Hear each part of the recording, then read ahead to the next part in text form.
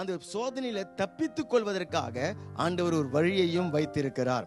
அப்ப இன்றைக்கு எதனால சோதிக்கப்படுகிறோம் இல்லையா? பல நேரங்களில் என்னுடைய ஒரு தவறான தீர்மானத்தினால், எனக்கு ஞானம் இல்லாமல் நான் எடுத்த ஒரு தீர்மானம், ஞானம் இல்லாமல் நடந்தது, நான் பாவம் செய்தது, அல்லது நான் இச்சையினால நான் இழுக்கப்பட்டது, அல்லது நான் போகக்கூடாத இடத்துல நான் போனது, தொடர்பு வைக்க கூடாத இடத்துல நான் தொடர்பு வைத்தது, அல்லது இப்படி பல காரணங்கள், அல்லது மற்ற மனுஷர்கள் மூலியமாக, அல்லது சாத்தான் மூலியமாக அப்படியாக சோதனைகள் வருகிறது.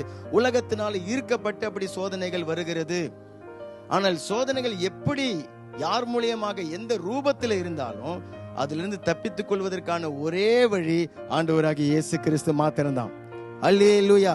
உங்களுடைய தவறுனாலே வந்திருந்தாலும் கூட, நீங்க பாவம் செய்து அதனால உபத்திரவங்கள் அனுபவித்துக் கொண்டிருந்தாலும் கூட, அல்லது நீங்க ஞானம் இல்லாமல் நடந்து எடுத்த தீர்மானங்களாக இருந்தாலும் கூட, எந்த விதத்தில், அல்லது சாத்தான் தாக்குகிறதாக இருந்தாலும் சரி, அல்லது சூழ்நிலைகள் அல்லது மனுஷர்கள் உங்கள் மேல பொறாமைப்பட்டு ஒரு சில உபத்திரவங்கள் சோதனைகள் உங்களுக்கு வந்தாலும் சரி, எப்படி யார் மூலியமாக எந்த ரூபத்திலேயே வந்தாலும் அதிலிருந்து தப்பித்துக் கொள்வதற்கான ஒரே வழி ஆண்டவராகிய இயேசு கிறிஸ்து. அல்லேலூயா.